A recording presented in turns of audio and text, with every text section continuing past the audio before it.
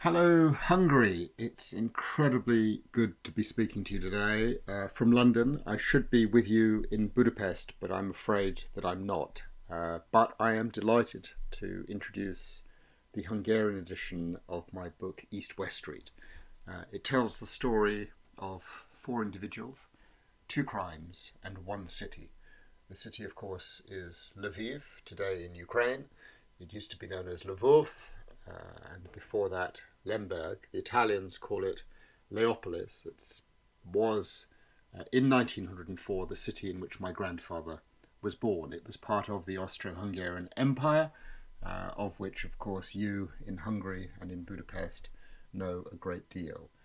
My grandfather never talked to me about what happened to him in his life in the city of Lemberg, or indeed anything that happened before 1945. I knew him well. He lived in Paris by the time I knew him, and he was a Frenchman.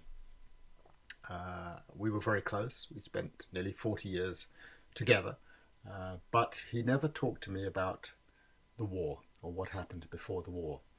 In 2010, I received an invitation to give a lecture on the work that I do in international courts and tribunals on crimes against humanity and genocide. Crimes against humanity is about the protection of individuals. Genocide is about the protection of groups. I accepted, not because I had a burning desire to give a lecture, but because I wanted to visit the city where my grandfather was born. Actually, it was even simpler than that. I wanted to find the house where he lived, maybe the house where he was born. So off I went, and one thing led to another. I discovered in the writing of the lecture that the origins of both concepts, crimes against humanity and genocide, begin in the city of Lviv, Lemberg, Lvov, with two men, Hirsch Lauterpacht and Raphael Lemkin. And so I started writing a book about the three men, my grandfather Leon Buchholz, Lauterpacht, professor of international law at Cambridge, Lemkin, criminal prosecutor in Warsaw in Poland. And then a fourth man came onto the scene, Hans Frank, Governor General of Nazi-occupied Poland. And the book became about these four men. I could say a lot more about the story. It is almost unbelievable what I uncovered entirely by accident. And it led to the most famous trial in history, where, remarkably, two of the protagonists in my story, Lauterpacht and Lemkin, became prosecutors, and the defendant against whom they were involved was none other than Hans Frank. What they did not know at the beginning of the story, in the trial, was that Frank was charged with the murder not only of 4 million human beings, 3 million Jews and a million Poles, but also with the murder of their own families and, of course, the family of my grandfather. I'll say no more about it. You will discover it for yourselves. I suspect that it's a book that will resonate in Hungary as it has resonated in other parts of the world, and that has been an unexpected pleasure for me. Can I just say how important Hungarian readership is for me? Hungary is a country I've come to know very well. I have some very dear friends in Hungary. It has a wonderful community of international lawyers, and I am thrilled to number several of them amongst my friends. I'm very pleased to be a member of the editorial board of the Hungarian Yearbook of International Law.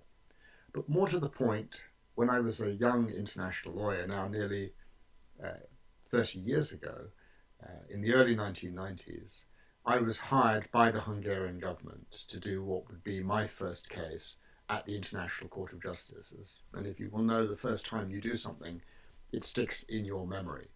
When Hungary asked me to join their legal team in the Gabčíkova-Nagymaros case between 1994 and 1997, and I think technically I may still be involved as counsel, although the case has somewhat disappeared, although it remains on the docket of the court, I had the opportunity to visit Budapest for the first time. I think it was the autumn of 1994. It was extraordinarily exciting for me because I'd grown up in London, and Hungary and Budapest were, for much of that period, behind the Iron Curtain.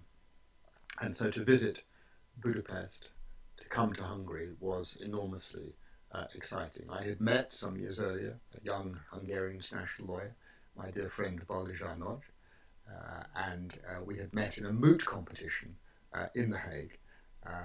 So, of course, I had one friend when I arrived, and I made many more. That friend was, of course, also on the legal team, and it was an enormous privilege to act for Hungary and a very great pleasure to work with such a remarkable group of players. Many of you will know about the Gabčíkovo-Nagymaros case and the construction of these barrages.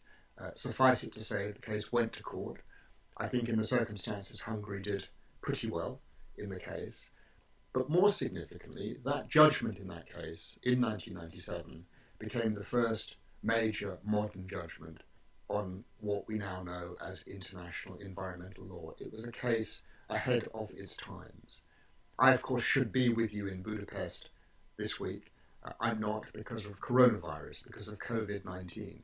And there's a link, curiously, between this situation today and the Gabčíkovo-Nagymaros case. Back in 1994, Hungary became the first country in the world before the International Court of Justice to invoke something called the precautionary principle. Basically, it says, if you don't know the consequences, take care. And that was applied, of course, to the two barrages, one at Gabčíkovo, one at Nagymaros. But it applies equally in relation to human health, just as it applies to the environment. And it seems we didn't take sufficient care in relation to coronavirus. I hope all of you in Hungary, in Budapest, are safe and well, as we are sort of in London. It's going to be a difficult period ahead. This will go on, I suspect, for longer than we imagine. It reinforces the significance of international cooperation. There are different ways people could go. One way is to go the nationalist and populist route and say, let us close the barriers, let us close our countries. But of course, viruses don't respect national boundaries. They cross national boundaries. And so we are all in this together. And that means international cooperation, and that means international rules and international laws and international courts and tribunals, which brings us, of course, all the way back to East-West Street and that extraordinary moment in 1945 when modern international law was created. I express my deep thanks to the editorial team that's made the Hungarian edition possible, and all the more so, my deep thanks to the wonderful translator who's worked so hard to turn this book from English text into Hungarian text, and to my friend who has written, I gather, a wonderful Hungarian introduction. May I thank you for thinking of me. I'm sorry I'm not with you now. I am hoping to come in December to spend a couple of days in Budapest once all our borders are open again and once we are free to travel. Happy reading, be well, and be safe.